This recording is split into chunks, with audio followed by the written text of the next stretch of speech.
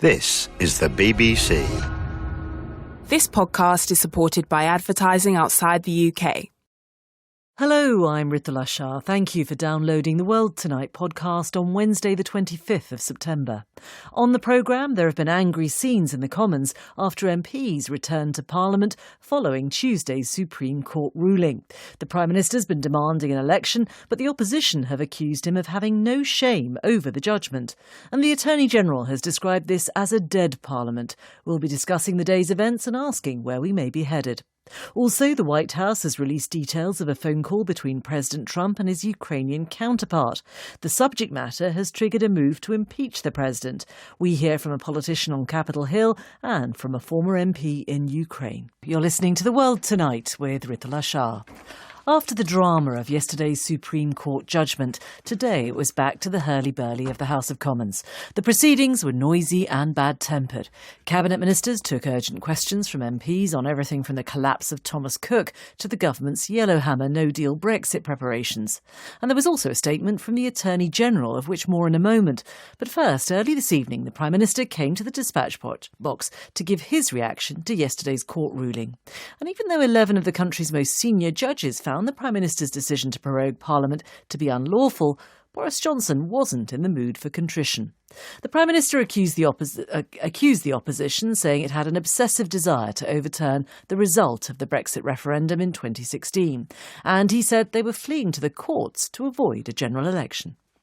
This government intends to present a programme for life after Brexit. But some members of this House could not stand that either. Instead of facing the voters, the opposition turned tail and fled from an election. Instead of deciding to let the voters decide, they ran to the courts instead. And despite the fact that I followed the exact same process as my predecessors in calling a Queen's speech, the Supreme Court was asked to intervene in this process for the first time ever, and it is absolutely no disrespect to the judiciary to say I think the court was wrong to pronounce on what is essentially a political question at a time. Order! The Prime Minister also repeatedly taunted Jeremy Corbyn for being unwilling to call the general election and said he'd give the House until the end of business today to table a motion of no confidence in the government. First up, though, in the House of Commons today was Geoffrey Cox, the Attorney General. His advice to the government on the suspension of Parliament was leaked yesterday, and in his response to the Supreme Court ruling, he reiterated it, saying the government believed its approach had been both lawful and constitutional. And he added that he accepts the Supreme Court's ruling, although he stressed that different lawyers took different views. But Mr Cox provoked real anger in the House with these words. This Parliament is a dead Parliament. It should no longer sit. It has no moral right to sit on these green benches, and whatever.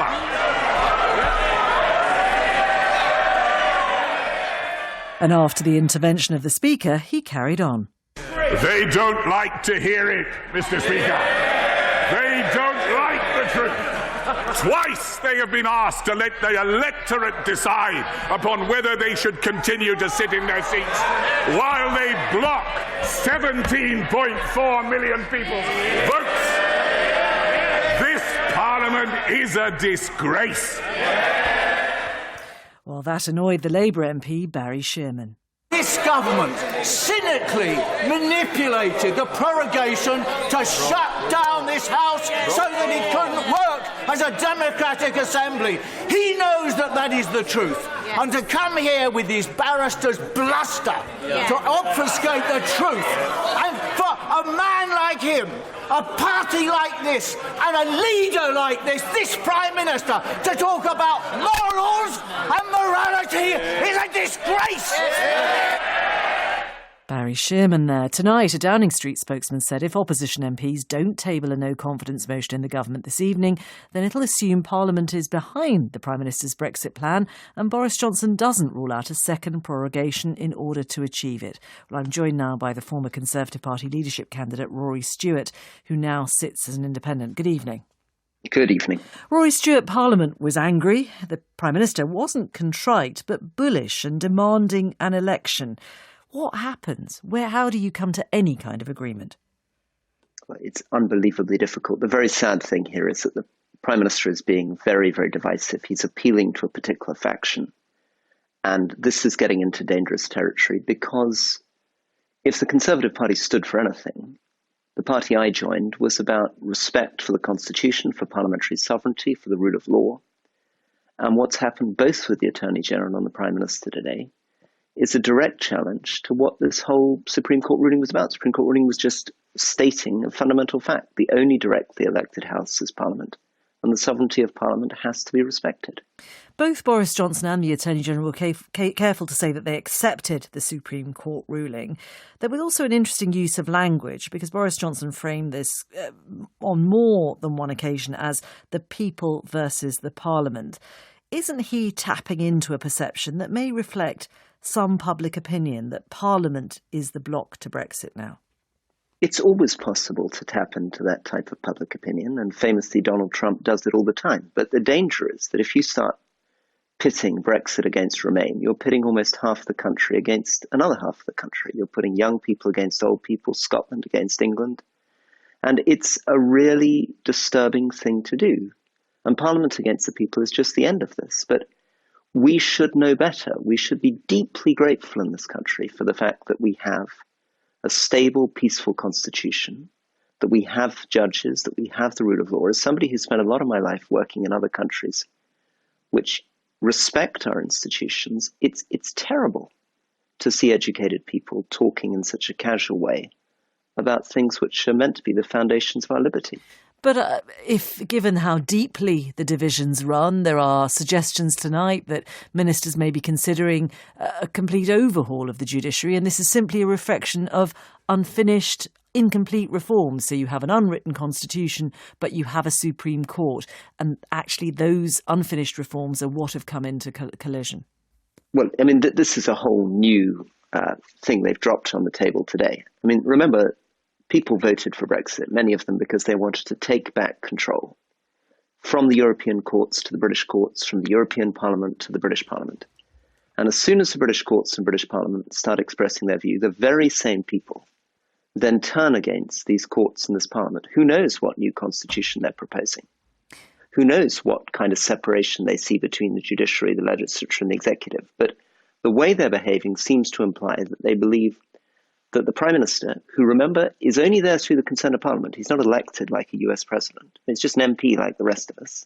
Suddenly this Prime Minister seems to believe that he can do whatever he wants, regardless of what Parliament says and regardless of what the judiciary says, and there's no constitution in the world that would allow that. I just want to briefly ask you about Geoffrey Cox's description of this as a dead Parliament. Isn't it a reflection, those words, to some extent, of the contradictions that exist within it? A failure to pass a Brexit deal, a failure to agree on anything, pretty much. To that extent, this Parliament isn't really doing anything very constructive, and that was on display today. Yeah, I think it's a lot that was very depressing today. But remember that he is the Attorney General, right? It's one of the most senior law officers in the country.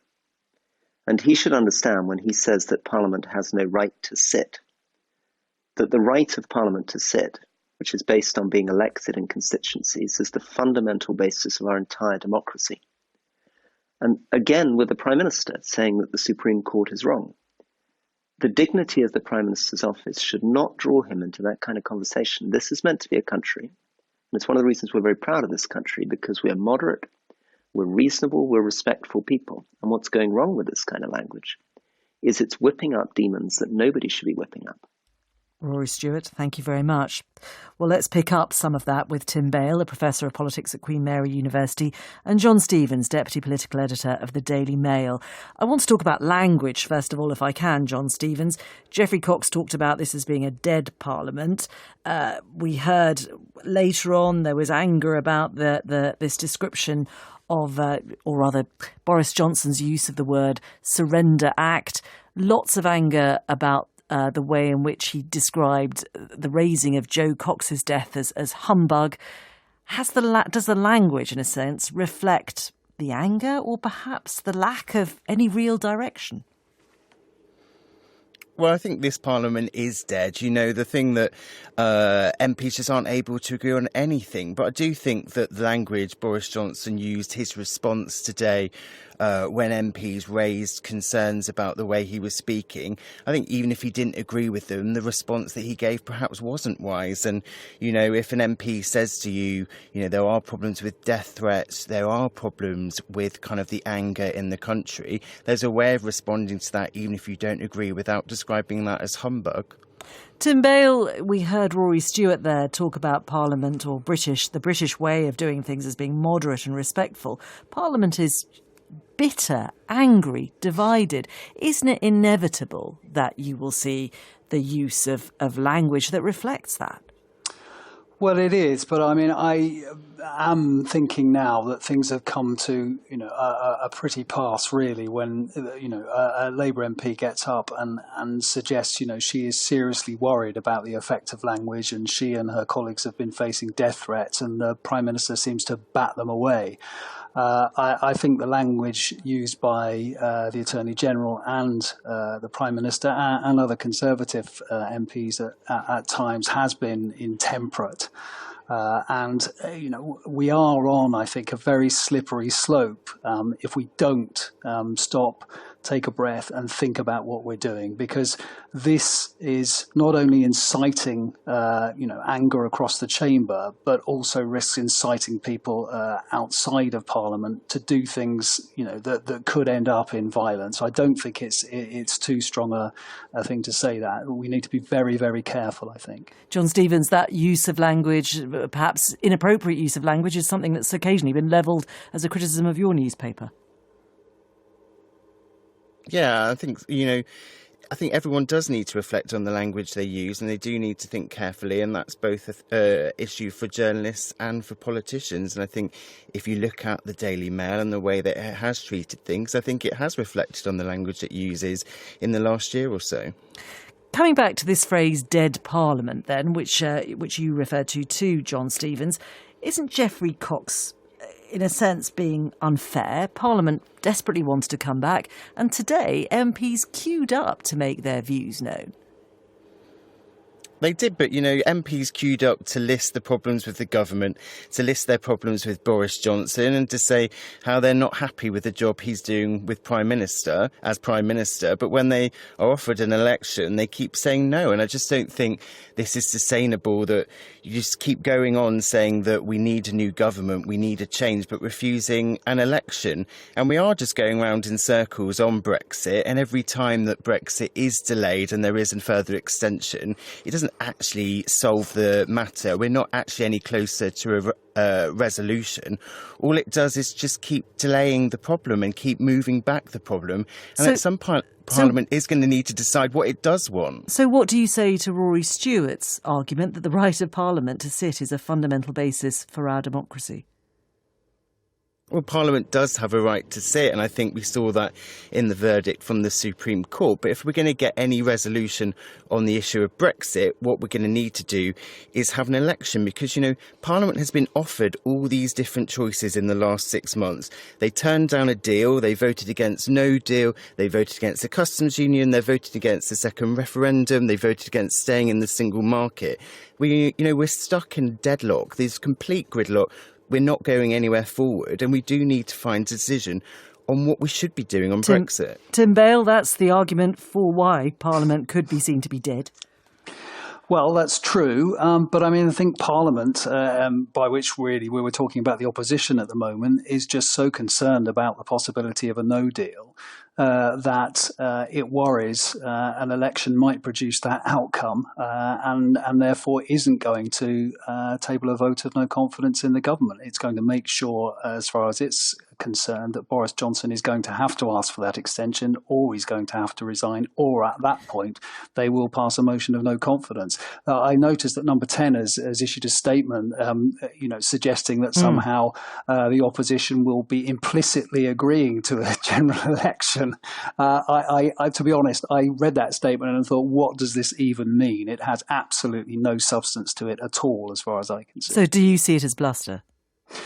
Well, that threat is clearly bluster. I mean, there's nothing that the government can do other than actually call a vote of no confidence in itself. That is a possible, route to a general election. But I don't see in that statement, at least explicitly, the government is going to do that. Anything could happen. Tim Bale, John Stevens, thank you both very much. A BBC investigation has found children as young as 7 are being forced to sell sex in one of the world's largest licensed brothels. Prostitution is legal in the village of Dawlatiadir in Bangladesh, which is home to nearly 2,000 sex workers.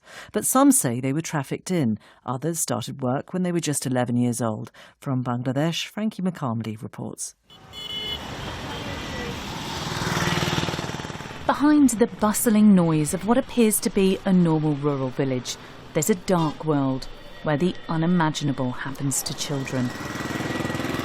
A row of corrugated iron shacks surrounds one of the world's largest brothels.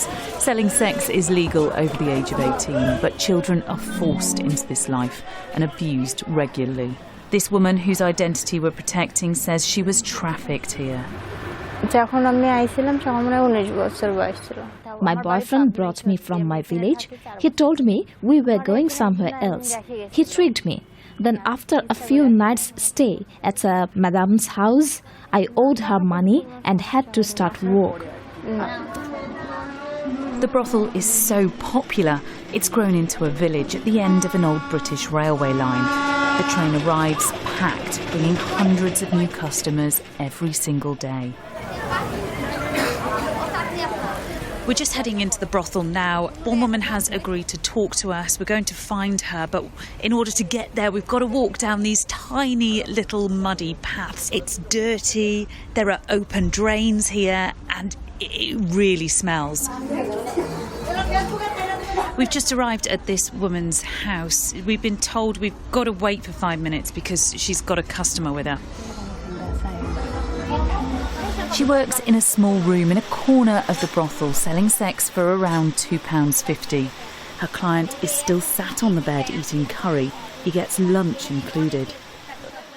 What is it like living here? Can anyone enjoy living here?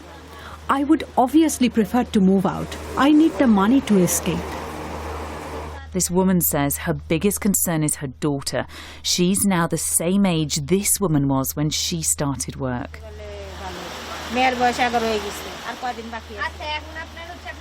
My girl is growing up. I'm stuck here. But she has turned 11. How long has she got left before they take her? She's worried people in the brothel will force her daughter into prostitution, which is a serious concern shared by a global children's charity. Save the Children has teamed up with local NGOs to set up schools for brothel children. They want to give them an escape route and break the cycle. The school for 6 to 11-year-olds is trying to integrate brothel children with those from other neighbourhoods. But inside the classroom, a teacher says they have to give them extra support. Because they cannot work at home and do their homework, we have to give them more time and create extra lessons for them to do this. We've come to a safe home where around 20 girls are being looked after. These are some of the girls that are classed as most vulnerable. Maybe some of their families could have been trying to force them into sex work. Hi, hello Shabona. How are you? Good, how are you? Welcome to our safe home. Thank you. Cetal, whose name we've changed, moved to the safe home when she was 9. She now works here but tells me about her friend who she had to leave behind. She did not want to join in, but the safe home couldn't take more children at the time. One night, her mother forcefully put a customer in her room. After he left, she hanged herself. And even for those who make it here, it doesn't mean they're completely free from brothel life. One of the girls is just 7. Her mother keeps trying to take her back and force her to work. Only a handful make it to the safe home. Their mothers must pay towards their life here, earning money the only way they know how. The rest of the funding comes from abroad, but the future of these projects is uncertain. The money runs out next year. The UN says aid for education has dropped globally. sat on the swing in a corner of the safe home. 13-year-old Abni and Dilsad, not their real names, are desperate to get an education. They say they will never go back to the brothel. Mom says I need to pass my exams and become a doctor. I want to work with a charity and children and help girls like me. Police say laws are in place to stop young girls being abused, but the reality is children are worth too much in this adult world. Frankie McCamley reporting. Now, do you remember this? The time has come for me to speak out about the charges made and to provide a perspective on the issue for the American people. It is my constitutional responsibility to defend the integrity of this great office against false charges. Or even this. That is not my recollection. My recollection is that I did not have sexual relations with Ms. Lewinsky, and I'm staying on my former statement about that. Both Bill Clinton and Richard Nixon faced impeachment by the US Congress. President Nixon resigned to avoid the process. That was in 1974. While more than 2 decades later, Bill Clinton was impeached, but was then found not guilty by the Senate. Fast forward to today, and President Trump is facing the possibility of becoming only the 4th US president to face impeachment proceedings. That's after Nancy Pelosi, the Speaker and a Democrat, announced that the House would begin a formal impeachment inquiry, charging him with betraying his oath of office and the nation's security by seeking to enlist a foreign power to tarnish a rival for his own political gain. Mr. Trump's alleged to have put pressure on Volodymyr Zelensky, the president of Ukraine, to investigate the Biden family. Joe Biden's the current favourite to be the Democrat nominee for president in 2020. His son sat on the board of a Ukrainian natural gas company. His father is alleged to have got Ukraine's prosecutor fired to end a corruption investigation into the company. Today, amid growing pressure, the White House has released partial details of a phone call between President Trump and President Zelensky.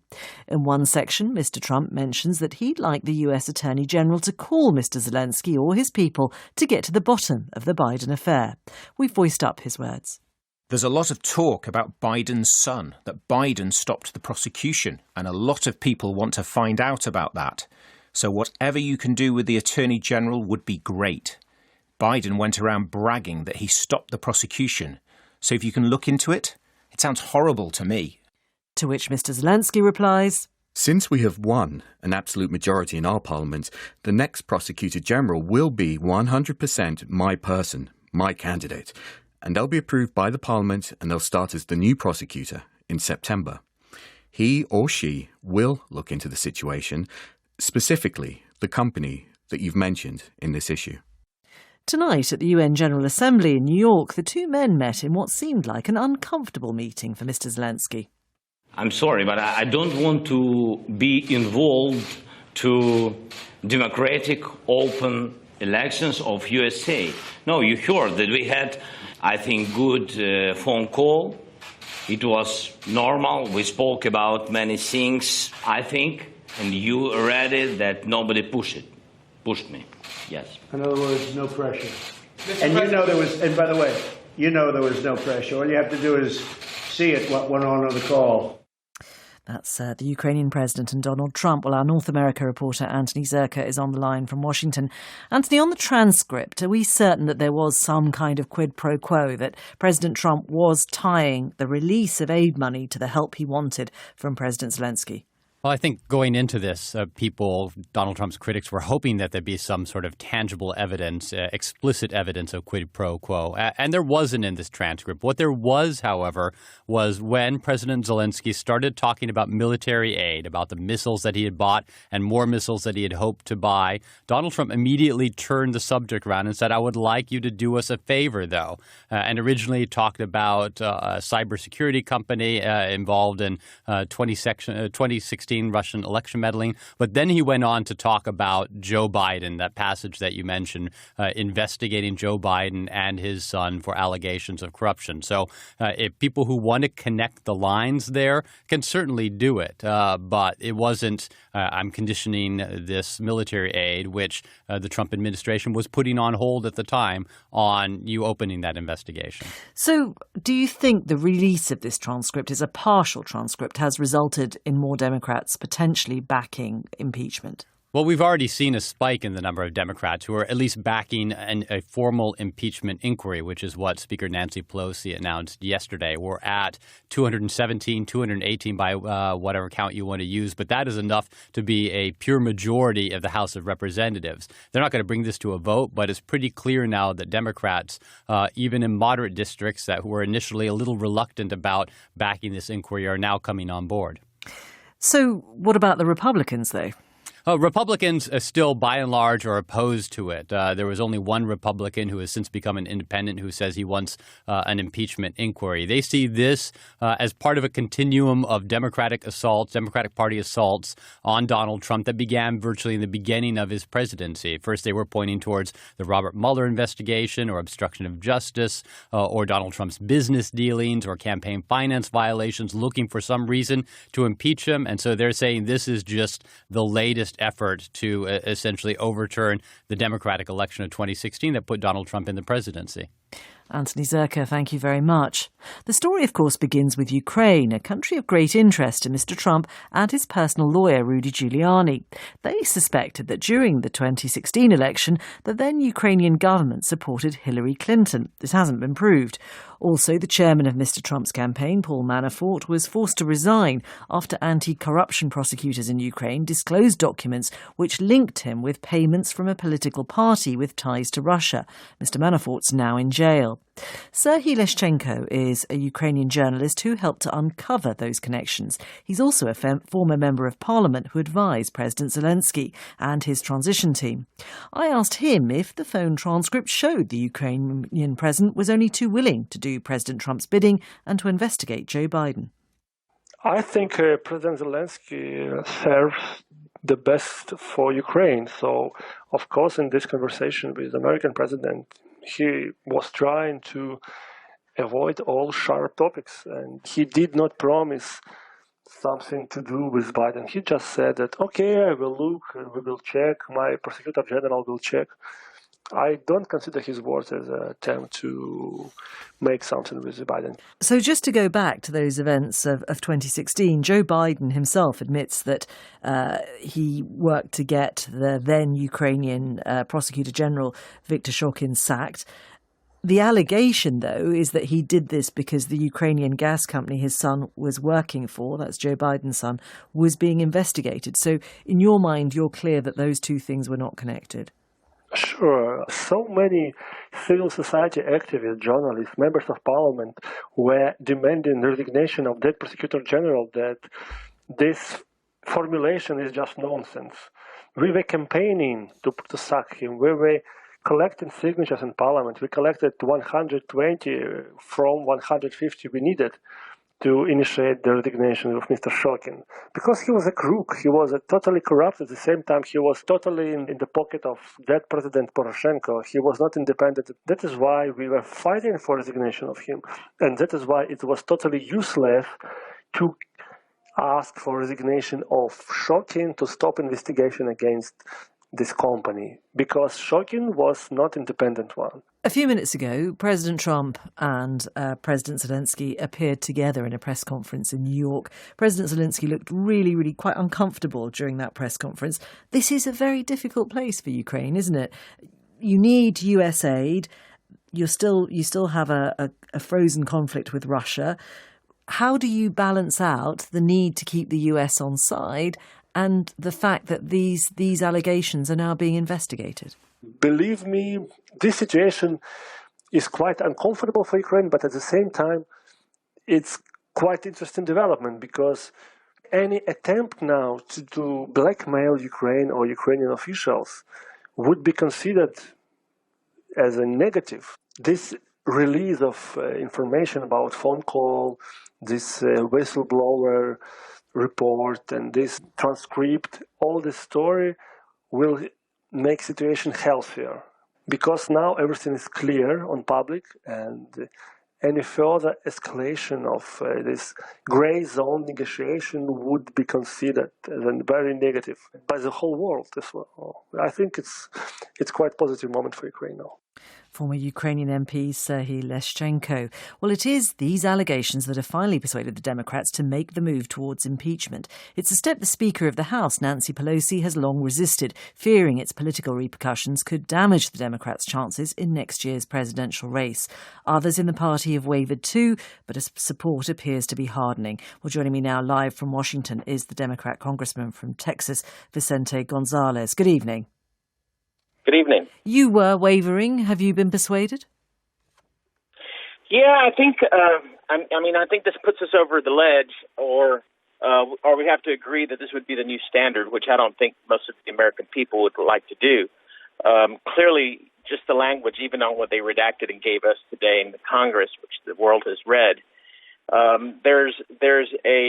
it seems to be a favor being asked and a political gain being had if that favor is fulfilled.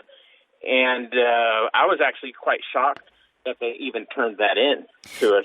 But there is no definitive quid pro quo, is there? There's a hint of it. And in that press conference this evening, Donald Trump very confidently said, no pressure, no pressure.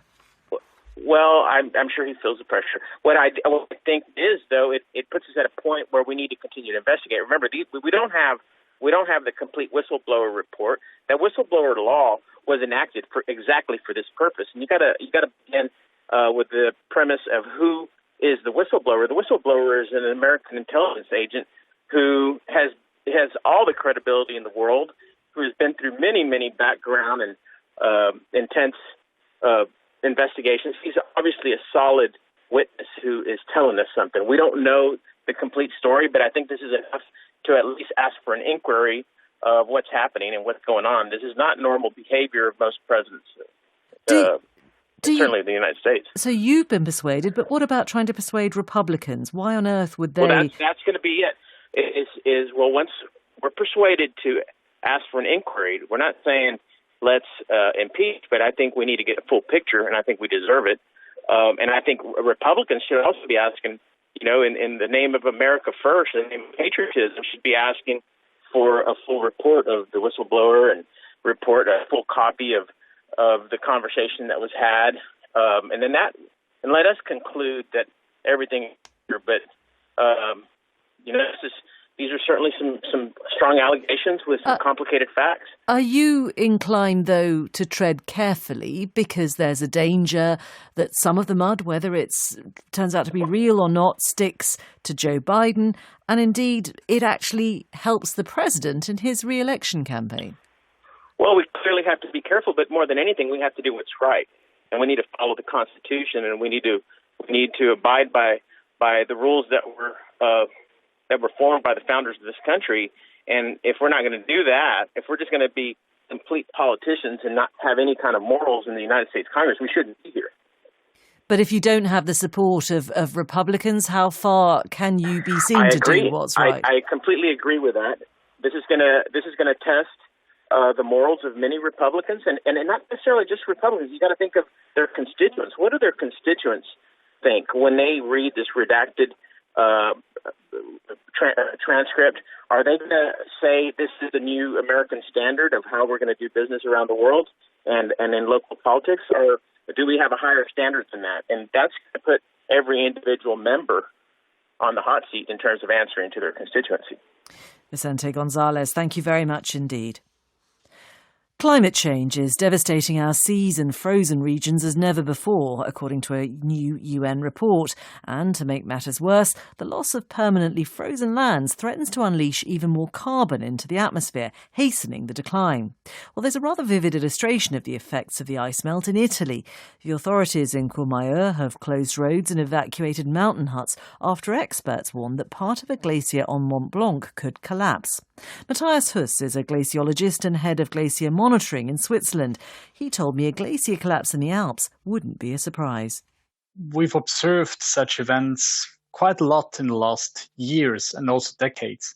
We've observed a strong rise in temperatures, especially during the summer months, and this is when glaciers are most sensitive. So if temperatures are rising, there is more and more melt. And for example, in Switzerland, we have lost more than between 15 and 20% of the total ice volume just in the last decade. So the speed of this loss is really extreme, and the glaciers are just not able to cope with this very fast rise in temperatures. And if that trend continues, what then? Well, the trend is very likely to continue, is almost sure to continue, and we're going to basically lose almost all our glaciers in the European Alps. If we continue emitting CO2 as we did it in the last decades, then there is going to be some little remnants of ice left at very high elevation, maybe above 4,000 meters. It's really not much that is preserved under that extreme scenario. And just to be clear, ice is melting at very, very great heights. Yes, exactly. This summer, it was observed the 0-degree line rose above the top of Mont Blanc. So we had melting at very high elevation, so at almost 5,000 meters. And this is really a new situation that changes the whole system and therefore also can trigger events as we are seeing with this destabilized glacier at Mont Blanc. And if, as you suggest, there were to be a situation where all the glaciers had melted, what would that mean for Europe's mountain ranges? The most important impact of glaciers in Europe are on the hydrological regime.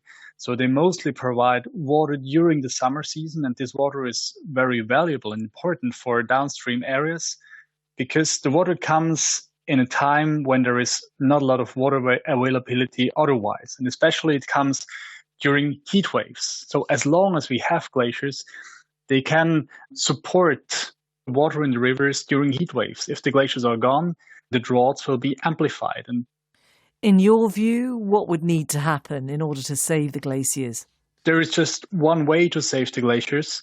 It's protecting climate. And with strong climate protection efforts, with reducing CO2 emissions, there is a potential to save at least some glaciers in the European Alps. Not many of them, actually, because a lot of the loss is already committed with the temperature rise we had in the last decades. But with implementing Paris Agreement, about a third of the glacial volume that we have presently in the Alps could be saved. This would prevent us from having the very bad impacts of climate change regarding glaciers. That was Matthias Huss, the head of glacier monitoring in Switzerland. Just time for our closing headlines. Boris Johnson has accused opposition MPs of cowardice and selfishness for blocking a general election and said they were trying to sabotage Brexit. In a defiant appearance in the Commons, he said the Supreme Court had been wrong to rule his suspension of Parliament as unlawful. And he provoked anger for saying the best way to honour the memory of the murdered Labour MP Jo Cox was to deliver Brexit at the end of October. And the White House has released details of the phone call that's triggered a formal impeachment inquiry against Donald Trump. The summary of the conversation, which took place in July, quotes the president asking the Ukrainian leader, Volodymyr Zelensky, to look into corruption claims made against Mr. Trump's possible presidential rival, Joe Biden. That's The World Tonight. I'm Ritula Shah. For now, from me and everyone on the programme, good night.